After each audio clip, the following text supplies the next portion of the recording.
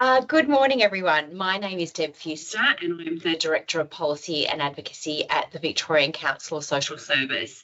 I'd like to start by acknowledging First Nations people. So I'm here with my colleagues Shane McGrath at the VCOSS office in Exhibition Street in the city. So just want to acknowledge that I'm on the land with Shane of the Wurundjeri people and pay respects to elders and ancestors, and also any Aboriginal people joining us on this call today for this webinar. Now, before we get into this renters' rights rundown event, I do just want to give a plug to the VCOSS Renting in Victoria survey. It's our 4th annual Renting in Victoria survey. So if you're a community sector worker who works with people who rent, we really encourage you to participate and to also share the survey with your colleagues and networks. This survey is for anyone who's a community sector worker who interacts with renters. So it is for people who work in renter services, legal assistance, tenancy advocacy, but also any other community sector worker who is working with renters. So you might be providing emergency relief, for example, or family violence case management, any kind of role in the sector, and you're interacting with renters. We really want to hear your perspectives on what is going on for the people that you support in the rental market right now. It's a critical opportunity for us to coordinate and amplify the sector's voice on the current barriers in the rental market and to highlight what we think are the solutions to ensure that Victorians can access housing justice.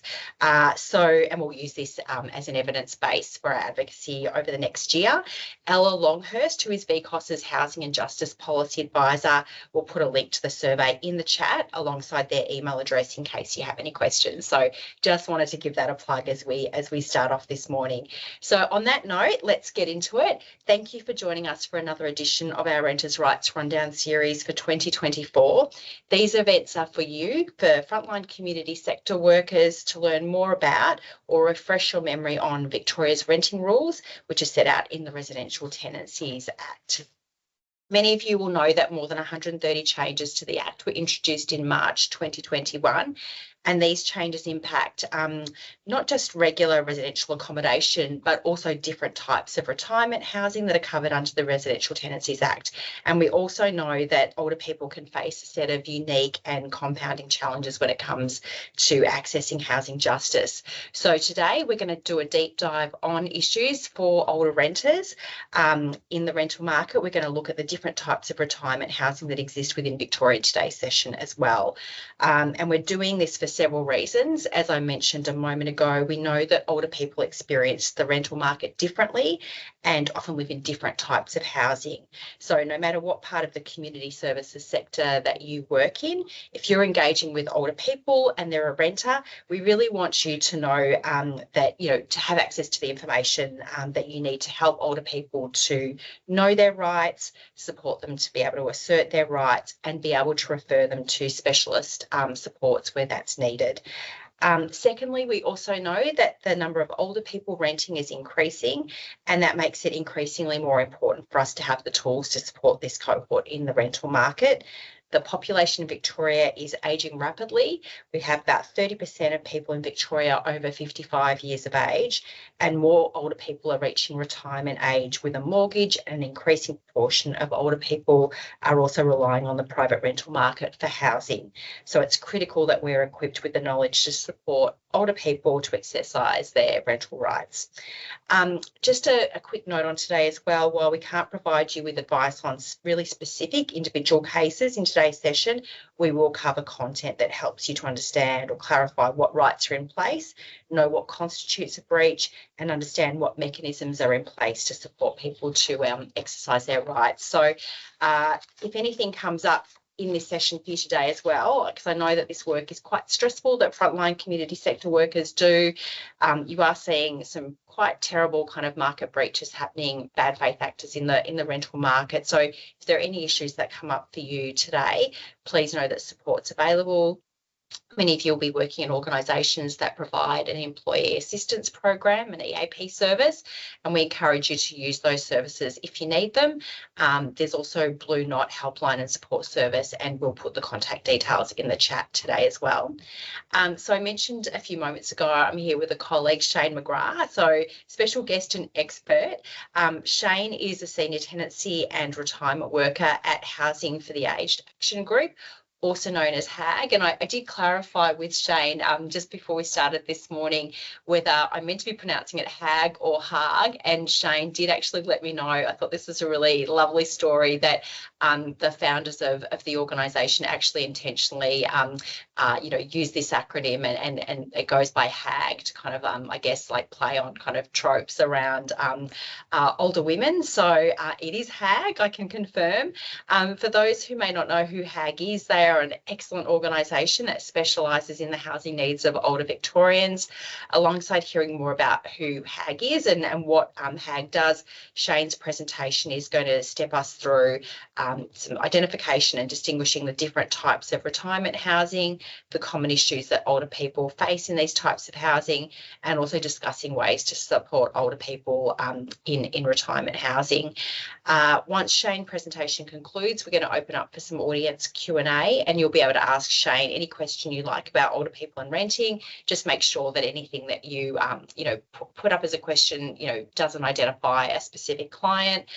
We've allocated plenty of time for the Q&A, so please make the most of it and have your burning questions answered. So before I throw to Shane, I'll quickly just explain how the Q&A will work. You can submit a question at any time through the Q&A box at the bottom of the Zoom window. You don't need to wait till the end of the presentation. You can start putting those questions in as soon as they kind of spring to mind for you. We will moderate the questions because we expect, just based on our experience of these events, sometimes there's a set of common questions about similar topics. So where that's the case, we'll kind of group those together. As I mentioned, Shane won't be able to answer questions about individuals or specific individual circumstances. We'll get through as many questions as possible. If we don't get through them all, we'll take those unanswered questions on notice and we'll follow them up for you. We'll make sure we share those responses with everyone who's registered to attend this event, because I know that it won't just be the person who's asked the question who will be interested in the answer. It will be everyone or most people on this call. So now we're going to get stuck in. Welcome to Shane from the Housing for the Aged Action Group. Thank you, Shane. Thanks, Deb, and thanks to the team at VCOSS who've been really helpful getting ready for today. Adam, can we go to the next slide?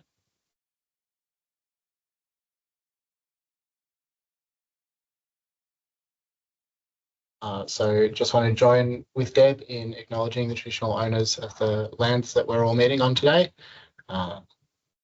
I guess Deb's covered this already, and pay my respects to elders past and present and any First Nations people joining us for the talk.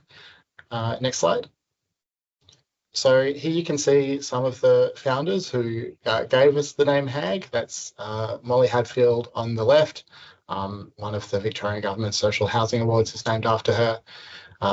HAG's a member-based organisation focusing on housing justice for older people. It's existed for about 40 years. And provides a range of housing services specialising in older people's housing needs, whether that's retirement housing, private rental, risk of homelessness, aged care, all kinds of things like that. Next slide. So I work in part for the RAS, the Retirement Housing Advice Service. It's a statewide service funded by Consumer Affairs Victoria. It's for older people living in caravan and residential parks and retirement and rental villages. If you don't know what those things are, don't worry, we're going to get to that. So we provide advice, referrals and casework support. That does include tribunal representation for people living in those housing types or wanting to live in those housing types. And we also have a worker advice line. So any of you who have clients living in those housing types, if you want information about how to support your clients better, you can call us and we'll have that sort of contact information and some more details towards the end. Next slide. So some goals for today are to help you sort of understand, identify and distinguish common types of retirement housing, to understand what are the common issues for people living in those housing types, and to understand ways to support and assist residents of retirement housing. Next slide. So I'm going to talk a fair bit about distinguishing different types of retirement housing and just wanted to go over why this matters.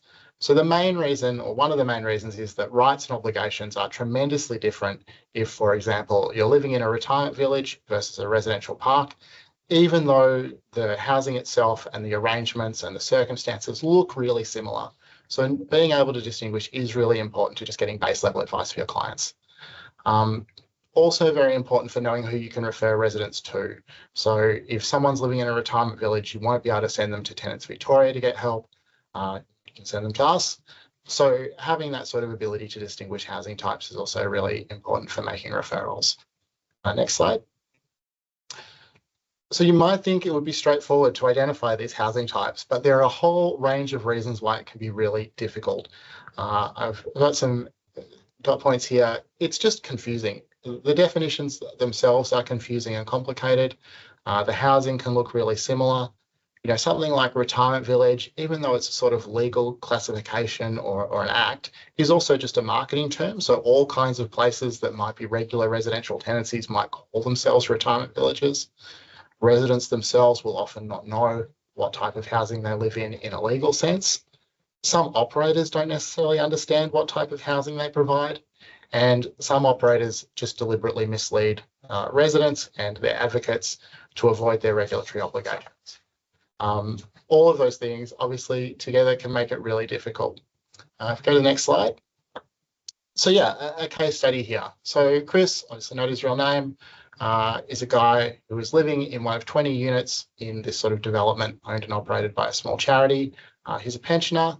He pays monthly rent for the unit, didn't pay any upfront lump sum or ingoing fee for the unit, didn't seem to have a written lease, maybe he lost it. The units had a modest common room, but didn't really have, shared facilities or amenities. And Chris got a notice to vacate under the Residential Tenancies Act.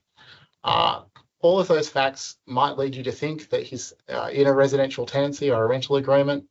It certainly appeared that way, but actually Chris was living in a retirement village, which meant that the notice to vacate just wasn't valid. You can't evict someone from a retirement village using a residential tenancies notice to vacate. When I brought this up with the CEO of the charity who served the notice to vacate, I was really surprised because he told me outright over the phone, yeah, we got legal advice about this, and the lawyer just said it would be really expensive to evict him using the retirement village process. So we thought we'd just try this. So he's able to, he continues to live there because the notice to vacate just had no applicability. So being able to distinguish actually this is a retirement village can be really helpful if a provider is trying to use sort of the wrong provisions or the wrong act or something like that. Next slide. Okay, so I'm being a bit cheeky here because I know our focus is on the Residential Tenancies Act, but I'm going to start with retirement villages, which are covered by their own legislation, the Retirement Villages Act 1986. And that includes a definition of what a retirement village is. So any time that you're trying to distinguish, is this a retirement village? These are the things that you want to be thinking about, not what it looks like, not what they call it, none of those things. So a retirement village is defined as a community, the majority of whom are retired or over 55. So it doesn't have to be all older people, just a majority, 50% plus one, who receive accommodation and services. So just renting is not enough, but even something as simple as a guy who takes the bins out can be enough to count as services, and not aged care services. So sometimes people sort of mix these things up. Residential aged care and retirement villages are totally different things. People living in retirement villages are still able to live independently. That's sort of part of the whole purpose. And where at least one person has paid an ingoing contribution. This tends to be the stickiest and most confusing part of the definition. What is an ingoing contribution?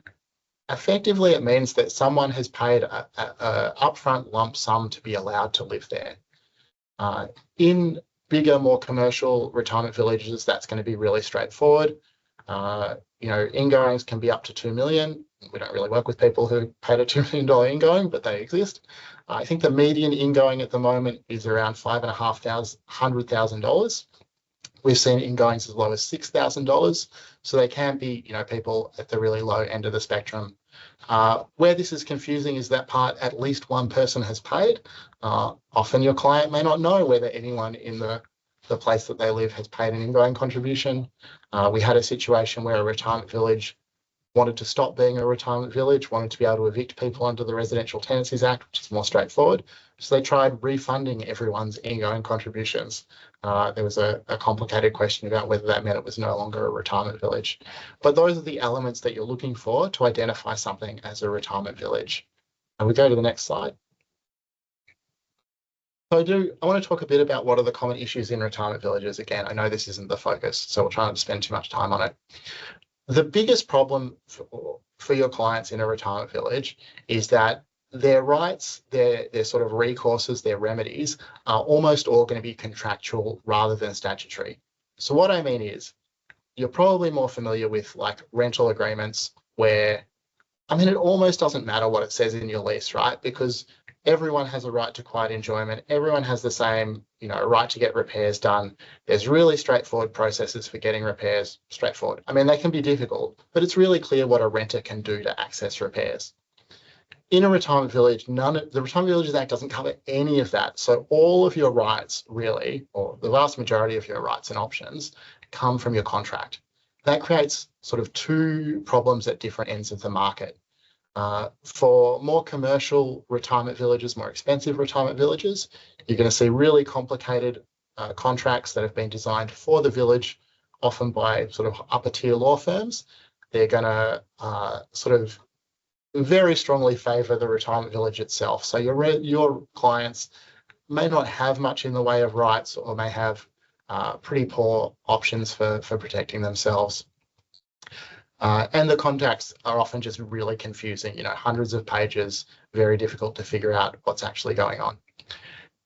At the other end of the market, we see really inadequate contracts. So some retirement villages are run by really small charities, even volunteer groups, and often their contracts just won't cover any of the things that you would need to know if there's a dispute about someone's housing. I had a client recently who lived in a retirement village where the entirety of their contract was a list of 7 village rules. Everything that you wanted to know about who had what right had to be found somewhere in those 7 rules. Obviously, that's really problematic. The other big sets of problems in retirement villages are about fees. That includes the big ingoing contribution and very much the exit fees. So not all, but most retirement villages charge exit fees, often called a deferred management fee.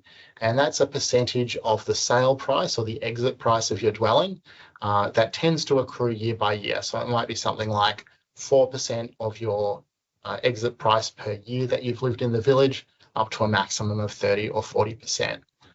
The big problem that creates, and what I'd say is the most common problem for our clients, is that if you're no longer happy in the retirement village, you cannot leave. So number one problem, someone has moved into a retirement village, they were happy there for the first 5-10 years, a new manager has taken over and the new manager sucks. The new manager is mean, they're cutting back services, they're treating people really poorly. But because of that combination of it's a high ingoing to move into a retirement village, and you have to pay a big chunk of money to move out, people just can't leave. I think that's probably the most common issues in retirement villages. If we go to the next slide. Oh yeah, so the other big issue in retirement villages is residents not getting along well.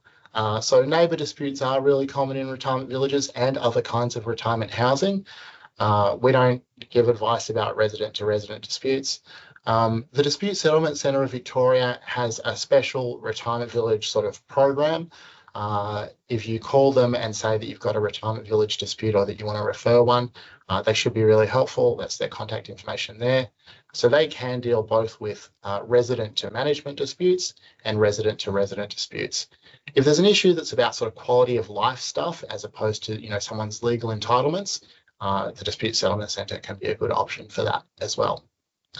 Next slide. All right, so coming now to the Residential Tenancies Act, we're going to talk about Part 4A of the Residential Tenancies Act. So we tend to call these residential parks. They go by many names. It's impossible to convey how many different names for these places there are. They're often called land lease communities, lifestyle villages. They have other names. Basically, site tenants, which is the name for someone renting in a residential park, own a cabin-style dwelling. It's nominally movable, but practically you can't really move it. But they rent the site or the land that the dwelling sits on. There are some mostly older mixed-use caravan/residential parks, but what's more common now is that they're purpose-built residential parks, often with excellent amenities. They can be relatively expensive.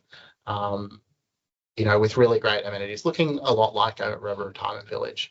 If you look at a street in a residential park and a street in a retirement village, they probably, look visually the same. Go to the next slide. So common issues, management behaviour. I mean, a lot of the issues are very similar between residential parks and retirement villages. A lot of residential parks want to be retirement villages. They want the same sort of financial structure, so you do see exit fees. One big difference, again, in a retirement village, because your rights are set by the contract, there is less recourse about some of this stuff. In a residential park, the Residential Tenancies Act does set limits about how fees can be charged, what sort of fees can be charged. So we've had some success challenging deferred management fees in residential parks, getting orders from VCAT that fees in some circumstances were not valid. So there may be options for your clients if they think that the exit fees are unreasonable or unfair. They might be able to say that that's an invalid term and that they shouldn't have to pay it. Another common problem in residential parks specifically, often they're built on quite poor quality land. It's cheap land that they could bung a bunch of movable units down on. So subsidence can be a problem, meaning that the land itself is sinking. That can produce cracking of the dwellings themselves. It can mean that doors sort of swing or sway. They don't sit in their frames anymore. Under the most recent rental reforms, the subsidence is an urgent site repair. So if there's evidence of subsidence, your clients can make an application to VCAT for urgent site repairs orders, very similar to urgent repairs orders in a standard residential tenancy. One of the big problems around this is evidence. So it can be quite hard for a site tenant to prove that subsidence is occurring. What I've learned over the last few years as I've developed more expertise about subsidence than I ever wanted is that it's extremely hard to distinguish subsidence, which is an urgent site repair, from heave. So subsidence meaning the sort of differential downward movement of your site, and heave meaning the differential upward movement of your site. From the point of view of a resident, these are kind of the same things. They're causing the same, sloping floors, cracked dwellings, etc. But one's an urgent site repair and one's not. VCAT has been somewhat reluctant in our experience to make urgent site repair orders about subsidence just based on a resident or a site tenant's observations, in some cases telling us that they would need expert reports in order to prove that subsidence was happening. I think that's really unfair. If you're a renter and you say my toilet doesn't work, VCAT takes your word for it, doesn't demand that you produce an expert report from a plumber to substantiate that. So I think there's a sort of problem with the evidence requirements being unfair in some circumstances, but it is an option. Certainly VCAT has some powers to compel a provider to furnish their own expert report. So I think it's worth trying an application based on subsidence if there's, at least some evidence for it, including the site tenant's own observations. One thing that used to be a big problem in residential parks that really isn't anymore is them closing down. So the rental reforms of 2021 really improved this. It was a huge industry-wide problem because the value of the land was becoming much higher than the income from rents. Lots of these parks were closing, and it was financially devastating for the people living in them. So often people have sunk their life savings into these units, hundreds of thousands of dollars. If they're no longer attached to a site that they can stay on, the value of the dwelling just dropped immediately to zero. There was no practical way to move them. We had one client who, not only because you've got to put them onto a truck, hire specialized contractors, all that stuff, but because there's nowhere to put them, right? Nobody has vacant land that you can drop your movable unit onto. We had one client who we really did some research to try and find if there was somewhere she could go. And the nearest site that we could find that was vacant that would accept a movable unit was in Brisbane. The costs of transporting a movable unit to Brisbane, of course, were prohibitive. So we were really happy that the new provisions have really ended that, basically by requiring the payment of compensation to site tenants if a park closed. And since that was introduced, I believe no parks have closed since then. Let's go to the next slide. So rental villages are quite different from the other types of housing that we've talked about. They're basically rental units. They're covered by the Residential Tenancies Act. They are modest units. They're very small. They basically have a model that they charge 80% of people's pension as rent, including 1 meal a day. That's extraordinarily high in my view. A few years ago, we would have pretty much recommended to people that they not move into rental villages because the cost is so high. The reality is in 2024, you might not do better than 80% of your pension, so maybe it's not so bad. Units in most rental villages don't have kitchens. Some of the big chains ban residents from having cooking equipment, so they won't let you have an air fryer or a hot plate of your own or something like that. Let's go to the next slide. Yeah, I think affordability is pretty straightforward, right? 80% of your pension, it's going to be really hard to live on that. It's the same as what you'd pay for aged care, and the standards, the services that you're getting in a rental village are so far below aged care, it's not even funny. The most common problem that we see in rental villages is the meal quality. People are paying for meals that they don't eat because the meals are bad. Sometimes that can be, beyond just the meals suck. The resident has a medical reason that they can't eat that particular kind of meal. We've found that, often the rental village is reluctant to make accommodations because they're cooking these meals in bulk. I think there could be some disability discrimination issues if they're refusing to make those accommodations. The other thing that some of you might have noted is that because there's no kitchens in these units, they seem to run afoul of the rental minimum standards. So the rental minimum standards that were introduced by the Victorian government include a requirement that a kitchen has 2 hot plates or 2 burners. Some say that the minimum standards don't apply to them. They say they've had legal advice about this. If you try and argue about them with them about it verbally, they just insist that they're totally fine. Our experience has been that in practice, they will fold on almost anything if you threaten to take them to VCAT about the minimum standards issue, presumably because they're scared that VCAT would say, actually, you do have to provide a kitchen, and then they would be in this position of having hundreds and hundreds of units across the state that they arguably have to provide kitchens for. So yeah, good outcomes for our client saying, our client doesn't want to pay for the meals anymore. If you don't drop the meal charge, which is a component of the rent, then we'll serve a breach notice and take you to VCAT and demand that you put in kitchens. In one case, they did put in a kitchen. That was a big surprise. Seems like most of the units are designed so that they just can't.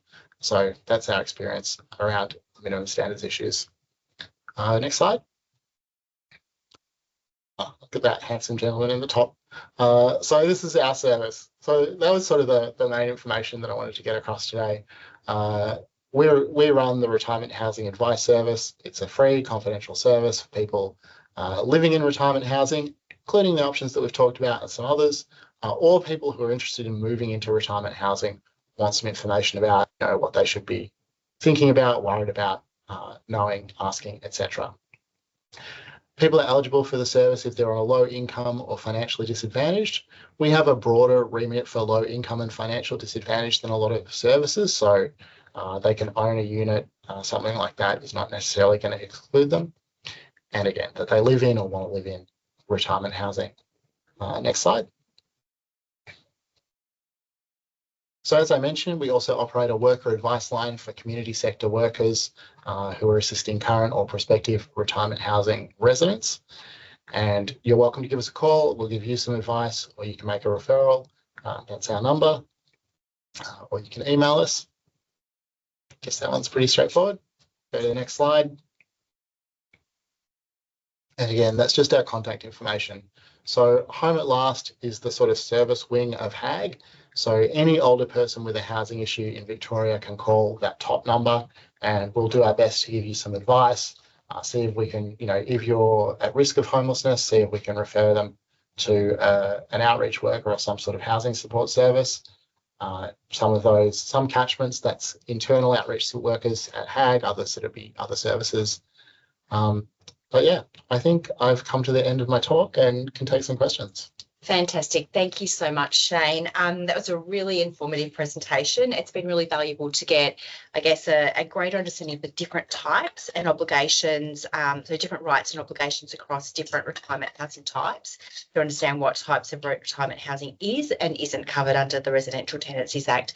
It's quite complex terrain within the already tricky rental ecosystem, so we really appreciate you taking the time to break it down. It is now time for audience questions, and a reminder that you can submit a question at any time through the Q&A box at the bottom of the Zoom window.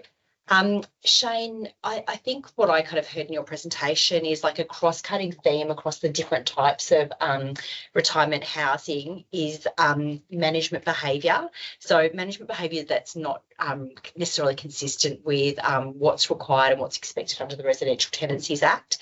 And I think what I heard is that sometimes in some cases it is kind of like blatant kind of like bad faith kind of actions. So blatant kind of breaches of renters' rights. And sometimes it's just about, might be particularly like with smaller volunteer run organisations, just lack of understanding, sorry, excuse me about my throat, of like what their requirements or obligations are. But in any case, it's not acceptable that renters' rights are being breached. I'm interested in how much of your organisation's work is actually around not only advocating for older renters, but actually educating rental providers around their obligations. Is that quite a heavy burden that falls on your organisation? Oh, no, we don't really do that at all. Yeah. We don't provide services or advice or community education to operators at all. Yeah, okay, that's good to know. If people do have concerns about what they see as kind of, I guess, systemic kind of patterns or behaviour, so they're supporting older renters, they're seeing a particular provider is like consistently kind of breaching someone's rights, as well as advocating for the person that they're supporting. What's the is there a process for kind of making complaints? Like how would people do that? And I'm curious to know, does that responsibility sit with the renter, or can community sector workers actually also kind of lodge complaints on behalf of renters? So Consumer Affairs Victoria is the regulator for retirement villages and for other kinds of retirement housing. So anyone can make a complaint to Consumer Affairs if they've identified systemic issues in retirement villages or other kinds of retirement housing, especially if there are offences, which sometimes there are under the various acts that apply. So one of the big advocacy asks that we've had for retirement housing over the last few years is an ombudsman, because what we hear consistently from older renters is that they want someone who'll be able to protect them, who'll be able to do the sorts of work that ombudsmen do. Thanks for sharing those reflections. And I think what I kind of note is there has been lots of discussions about kind of, Consumer Affairs Victoria's like regulatory posture, like what our sector kind of would like to see. It has been good to see, I guess, earlier this year, quite significant additional resources put into Consumer Affairs Victoria by the Victorian government in terms of the rental task force, etc. So let's hope we can kind of continue to see some kind of greater impact with that additional resourcing for CAV. Just looking to the screen, so sorry if I'm turning my head away. I'm looking at a screen here with some questions that are coming in from the audience. One of the questions that's come in, Shane, is can a tenant of a retirement village have a private residential rental or tenancy agreement, or is it some other instrument? That's a great question. I guess it's a bit complicated. It's sort of the answer is like it's the Wild West. They could have anything. They might have a retirement village resident might have a standard form Consumer Affairs rental agreement form, and that creates a sort of really confusing situation where they still can't go to the residential tenancies list at VCAT. They can't serve. Can they serve a breach of duty notice? What can they do if the breach of duty notice is not complied with? What's more common is that people will have something called a management agreement or a residence agreement, sometimes both, a set of contracts that sort of sets out their rights and the rights of management. Okay, great. Thank you. Another question is around, I guess you focused in your presentation and your set of expertise, particularly around retirement villages, for example, Shane, but we do have obviously older renters who are also in social housing, and we also have like some designated, I guess, sites and settings which are older people's, have an older people's focus specifically. There's a question I have here around, does superannuation count as an asset? And if so, does that create barriers for older people to access social housing? Oh, absolutely. So superannuation, not an asset when you're finding out if you can get Centrelink, but is an asset when you're finding out if you can get social housing. So Hag's been doing quite a lot of advocacy work about a cohort that we call the missing middle. So the idea here is that people who retire with, below 14 grand can access social housing. Obviously, there are difficulties about accessing that kind of housing, but there's a sort of clear pathway for them. People who retire with, let's say, $500,000 or more, probably under that, 400, they can move into a private retirement village. There are problems about that, but there's a sort of clear pathway for them. But people retiring with more than the asset limit, but not enough to fund a private retirement village place, are in this sort of limbo, and often, they will be in a position of just needing private rental and sort of gradually eroding their superannuation until they have no money left and can access those programs. Relatedly, PRAP, the Private Rental Assistance Program, also treats superannuation as an asset, is my understanding. There, the asset limit is about $5.5 grand. So I think that's a huge problem, and that's something that we've started pushing for the government to change. You sort of understand how, asset limits make sense for people during the course of their working life. But a retired person's savings or assets, they have no future earnings capacity. That money has to last them for the rest of their lives. Especially with PRAP, like there's older people who especially as we're seeing more and more real estate agencies shift over to a fully sort of digital application process, there's lots of older people who just really need help with that. Plenty of older people are, skilled online navigators, but there's also sort of a disproportionate number of older people who don't use email, don't really know what online stuff is, and just aren't going to be able to access online application platforms and things like that, where it seems like, I think it's stream 2 of PRAP that provides more active assistance with applications would be really beneficial. But if they've got $6 grand in savings for the rest of their lives, they're going to be excluded from that. It just seems crazy to me. Yeah, some good observations. And we do know there's a lot of kind of research around older people and digital exclusion. So as well as, I guess, linking people into specialised supports, do you have any other ideas about how we can keep services, accessible to older people with that kind of digital exclusion kind of lens? Like what are some other kind of ideas to help people in the here and now? Yeah, I think just face-to-face services are really important for older people. Like it's time and labor intensive. There's no getting around that I know, but making the service like practically accessible, that can include things like having capacity to do outreach visits to a person's home. One of the big complications for us, like I said, a lot of retirement village or retirement housing disputes come down to contractual issues, and it can be practically impossible for financially disadvantaged residents to get us a copy of their, multi-100-page contract. So being able to go and visit people is just really important as well. And I know just in October there were a range of kind of new rent reforms that the government announced that it would be committed to progressing. One was around rent tech platforms and kind of like fees that are kind of charged, so where renters are required to use these rent tech platforms to pay their rent, but then they're also charged to actually, they're charged a fee to actually be using that kind of rent tech platform. Is that something that you're seeing happening with providers of retirement housing? I know it's quite prevalent in lots of other parts of the market, but is that something that's taken hold in providers of retirement housing? That's not really something that we've come across. I think retirement housing providers would sort of look at their demographic and realise it wasn't going to work. Yeah. Okay, great. Just some more questions from the audience. Someone's asked, I'd love to know more about the meal allowance. You mentioned that retirement living accommodation included meals.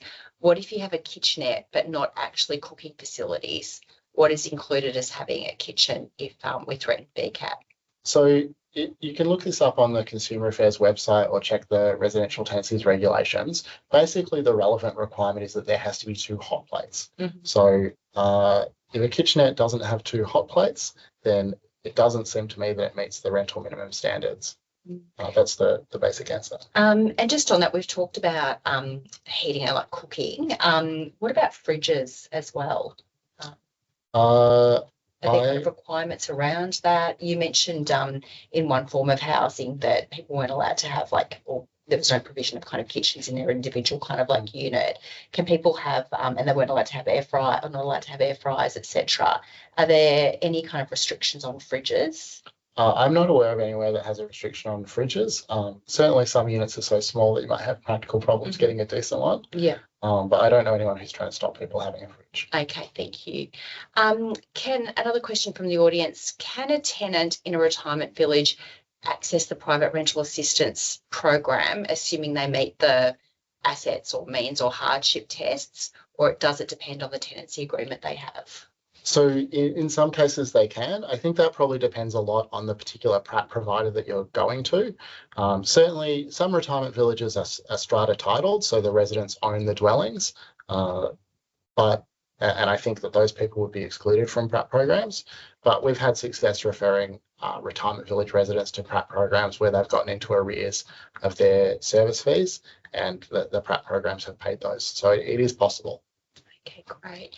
You touched in your presentation about resident disputes and mediation. There is a comment and a question here from the audience. So the kind of comment is, we are seeing more clients who are living in caravan parks, which only recently moved to accepting 55 and plus tenants. There seems to be a lot of tenant behaviour complaints, neighbourhood disputes in these parks. Are you at HAG seeing an increase in complaints in this type of housing? I don't think that we have in particular. That's been a sort of type of housing where we've seen a pretty consistent level of complaints, I'd say, over the last few years. Not something where we've noticed, I think, any particular increase. Okay, great. You mentioned VCAT in your presentation as well, and you were noting specifically like some challenges where there's kind of issues related to subsidence, for example, and kind of evidence tests and the barriers for people accessing or having achieving housing justice through VCAT on those matters. Just if we kind of lift up and out, I guess generally, what have you been your general experiences with supporting older people who have to go to VCAT? I mean, I think it would be broadly similar to what everyone would have seen if they're taking renters to VCAT. It's stressful. People don't feel like they're listened. Sorry, this is so negative. People don't feel like they've been listened to. The decisions often seem somewhat arbitrary. One problem that distinguishes retirement housing from standard rental sort of disputes at VCAT is that often you're going to be up against a lawyer. The reason being, if you're a landlord and your tenant takes you to VCAT, you're a rental provider and your renter takes you to VCAT, you probably got your real estate agent.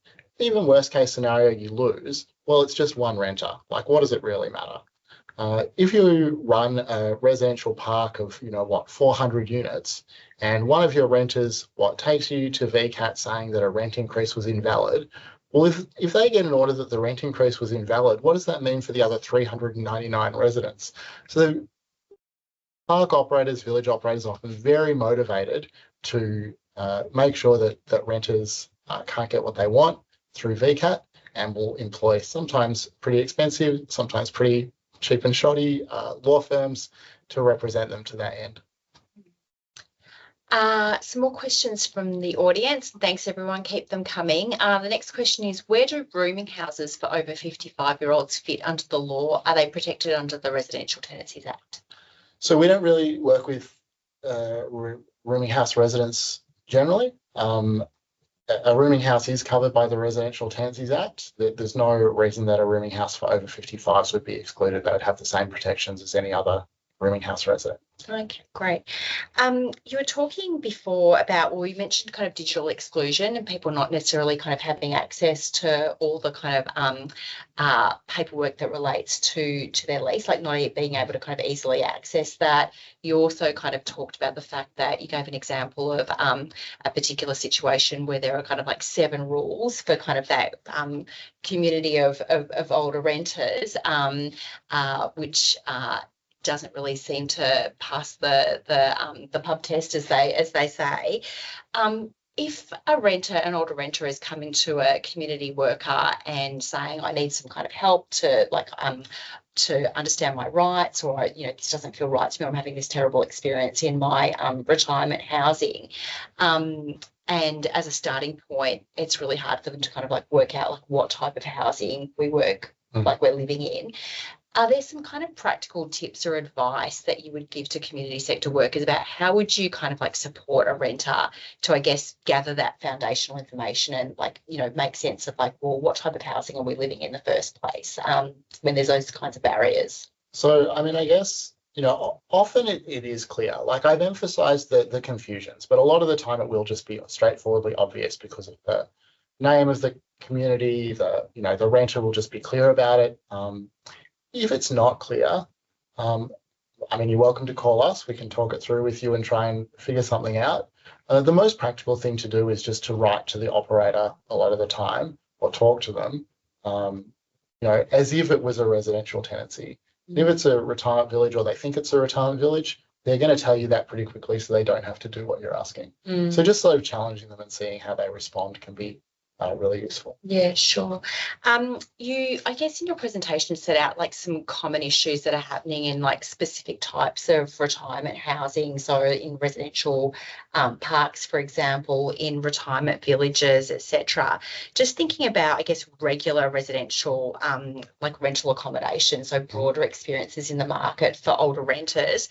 What are some of the common issues that are coming up? You did mention minimum standards. Are there particular minimum standards that you see are what most kind of frequently breached in the market, or are there some other common issues that you're seeing in the rental market for older renters? Yeah, I mean, overall, I would say that the main issue for older renters are the same as they are for renters of any age. The rental affordability is a central one. Rent increases that are so high, especially for people on a pension or other government benefit. One of the issues that we see a fair bit that I think is pretty distinctive to older renters is someone who's lived in the same rental property for a really long period of time, 10, 20 years or longer. Often they've had a reasonably friendly, amicable relationship with the rental provider. Often the rental provider hasn't really increased the rent to market rates as often as they could. So they've had a pretty good deal, but eventually that rental provider passes away, moves into care, or otherwise cedes control of the property to their children, and the children are immediately looking to put the rent up to market rates, which may be completely inaccessible for the renter, or they are going to demolish it, they're going to sell it. So people who've lived in the same place for a really long time have really strong roots in the community and the neighbourhood and are suddenly facing that housing no longer being accessible for them. I think that's a really distinctive problem that older renters in particular face that other renters don't. Mm, yeah, very kind of like sobering as well, like set against that broader backdrop of a housing affordability crisis, a housing supply crisis, and what we know is kind of, ageism as well, discrimination against older renters. I mean, I touched on this before, but the widespread use of online platforms to manage rental applications really does disproportionately discriminate against older people, both in just being able to use those platforms in a basic sense, but also, I mean, we don't really know how the algorithms are evaluating these applications, but the factors that might weigh more favourably for an older renter, including that they might be seen as less likely to cause damage or more likely to keep the house clean, somewhat stereotypical, but often people do assume that, and that they have things like superannuation or savings that they intend to use to contribute to the rent. Often the rental platform, it seems, might just evaluate that their pension's not enough to pay the rent and sort of discard them or put them on the bottom of the application process. So yeah, rental application platforms, I think, are a real problem for older renters in the marketplace. And just on that, Shane, do you have, obviously there's some kind of practical things that community sector workers can do to help people overcome like digital exclusion, etc. But I guess thinking about those systemic kind of issues as well. So we mentioned earlier that, you know, the government has announced it's cracking down on like some of the fees, you know, from that are charged by these rent tech platforms. But do you have any ideas around, I guess, legislative or regulatory reform that would kind of, I guess, help make the rental market more equal for older renters? I mean, I think this is just a really important question. I don't think I have good answers for it, but not only for older renters, but for all kinds of you know, renters in the marketplace. The way that the sort of algorithms that these platforms use are assessing and weighing things that including factors that would be discriminatory if a real estate agent asked for them, but sort of slip under the radar because it's managed digitally, I think is going to be a big problem for renters across the board. I don't know enough about digital stuff to answer what sort of changes or protections we need, but I think it's a really important question. Great. Now we're going to be wrapping up shortly. We've got 2 more questions left. Shane, this is, I guess, just a reflection about thinking about the broader kind of residential tenancies reform, so that we know with the kind of rule changes or law changes that were introduced in 2021, there were some increased rights and protections for all renters, not just older renters, but all renters around modifications, so around access needs, around like family violence, safety needs, etc. Is there any kind of are there any insights that you have around older people and modifications, so barriers to them kind of asserting their rights around being able to kind of make modifications both for kind of disability access needs or family violence safety kind of improvements? So I think that our experience has been that in the sort of residential rental space, the reforms have been really strong. There were already protections in the Disability Discrimination Act that made that, sort of effectively required landlords to let you modify your property as needed. We did see cases before the reforms that, the renter who asserted that right would get a no reason notice to vacate. That's no longer the case because those notices don't meaningfully exist. One area where it is a specific problem is in residential parks, because there is no provision in Part 4A of the Residential Tenancies Act to allow for modifications which makes sense because the renters own these dwellings. Why would we have special rules to allow them to modify the properties? But often operators, including very large operators, will prohibit modifications like ramps to access your own home. Which just seems unhinged to me, unbelievable. Often this is because, across a lot of these housing types, what they're selling is an image of this happy, healthy, independent retirement. And they don't want people in these housing types, who are sort of visibly disabled, visibly frail. There's a strong motivation to remove those people and to avoid accessibility accommodations that would be, that would let people see that these are the realities of getting older, which is really disturbing. So I guess this is a reminder, this is exactly why we run these Renters' Rights Rundown events, which is to kind of help community sector workers be aware of the rights of the people that you're supporting, know where to access, specialised advice and assistance if that's what you're needing for the renter that you're supporting. There's also, I guess, information on the Consumer Affairs Victoria website, etc. But it is really important that we all kind of lean in and understand as much as we can about the Residential Tenancies Act so that we can help people assert their rights in the market.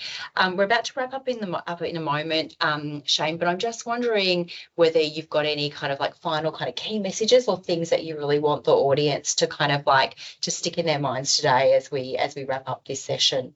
Okay, well, I feel put on the spot. I didn't really think about final messages. Give us a call if there's anything that you're not sure about, anything that you want to talk about. We'd be happy to have a chat. The Victorian government is doing a lot of sort of reform work in these spaces at the moment. So They've said that they'll introduce reforms to the Retirement Villages Act this month, which obviously not much time left, so expecting to see something soon.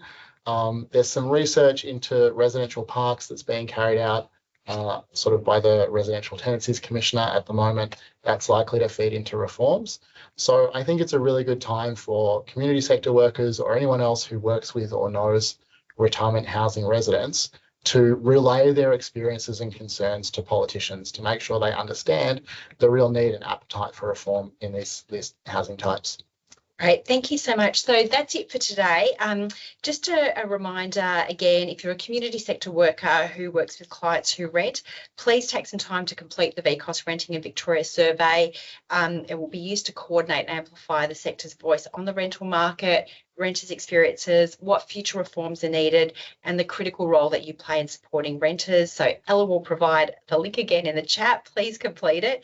A very big thank you to Shane from Housing for the Aged Action Group.